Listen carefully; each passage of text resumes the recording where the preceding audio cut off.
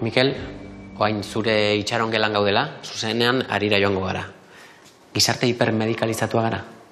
Bai ez esan beharko nuke. Zer da medikalizazioa? Medikalizazioa, bizitzaren medikalizazioa hain zuzen ere da, egunerokotasunean sortzen diren osasun arazo txikien aurrean, izan daitekeela azterketa baten aurretiko urduritasuna, dolu bat, bikotearekin harreman amaitu delako, maite dugun pertsona bat hil delako, olako egoeren aurrean, eskatzen duguna eta ematen digutena botika bat izatea. Hori litzateke bizitzaren medikalizazioa.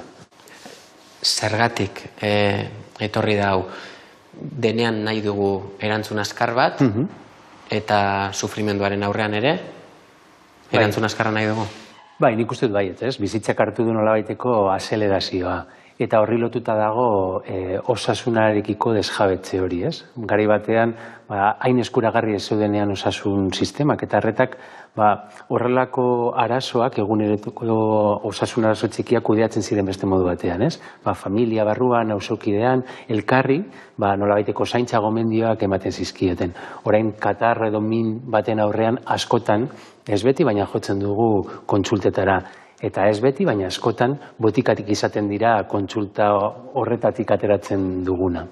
Botika hau hartzeak, epe luzean, dauzka ondorioak, ez? Menpekotasuna sor dezake, tolerantzia sortzen du, horrek esan nahi du, efektu berdina lortzeko, dosi altuago bat behar duzula. Eta gero abstinentzia sindromea izan dezakezula, epe luzean hartuz gero. Batean kentzen badiozu, berriro, antzietatea edo ezin egon hori edo beste sintoma batzuk izan ditzakezula. Teorikoki eta gomendioa da loezinaren kasuan, lasaigarriak edo lo egiteko pilulak 4 astez gehien ezartzea. Antzietatea nahasmenduen kasuan 12 astera arte har daitezkela aipatzen dute, nazioarteko mailan dauden gidak. Baina realitatea erabat ezberdina da. Badaude pertsona asko urteak egoten direla farmako horiekin. Hori da, hain zuzen ere, arazoa, edo arazo larriena, epe luzean, ez farmakoak erabiltzea. Farmako hauek modu zuzen batean erabiltzeko aukera daukagu. Esan dezakegu honetan, farmako batzuen kontsumoan txapeldunak garela? Bai. Tamalez ala esan behar dugu. Espainiar estatua mundu mailan lehenengo postuan legoke lasaigarrien kontsumoan eta Euskadi ere hortxe dago. Nik uste dut hemen gakoetako bat dela aurrean dugun pertsonaren bizitzarekiko ezagutza eta bere kontestuarekiko. Farmako bat eman aurretik planteatu beharko genuke ea baduen beste aukera batzuk, ez? Saiatzen zara paziente horiekin zure azken aukera pilula izatea? Buelta emango nioke agian zure galderari, ez? Saiatzen naiz pilula lehenengo aukera ez izaten. Nik ez dute uste dute errekurtso badela, sufrimendu asko dagoenean, mesede handia eman dezakena, baina ez da dira inoiz errekurtso bakarra izan.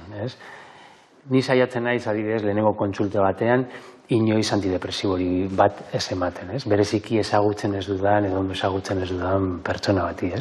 Osasun sistema publiko batek egin behar du pazienteak kontzientziatzeko psikofarmakoen erabileraren inguruan? Nik uste dut baiet. Nik uste dut hemen elkarlana ezinbestekoa dela, ez? Osakidetza eta osasun sailaren artean gaude plan integral bat egiten kontzientziatzeko bai profesionalen barruan, nola egin preskripzio hauek, eta bai hiritar guztiei begira, ez? Farmako hauek oso erabilgarriak dira, ondo erabiltzen baditugu. Osasun sistema publikoari berari, zergatik interesatzen zaio, ez izatea pilulen menpe dagoen gizarte bat? Batez ere, pilulen menpe dagoen gizarte bat zaila izango da gizarte zoriontsu bat izatea, ez? Nik uste dut, pilulen menpe eta bereziki pilula hauen menpe egoteak osasun arazoak larritu egiten ditu, ez? Zure kontsultan, Mikel, antzematen dituzu emakume gehiago psikofarmako eske? Bai, ziurrenik, bai. Ez dut uste ni salbuespena naizenik Euskadi osoan eta estatu mailan holan da, eta ziurrenik ere, bai, nire kontsultan ere emakume gehiagok eskatu eta nik ematen dizkiet psikofarmakoak, bai.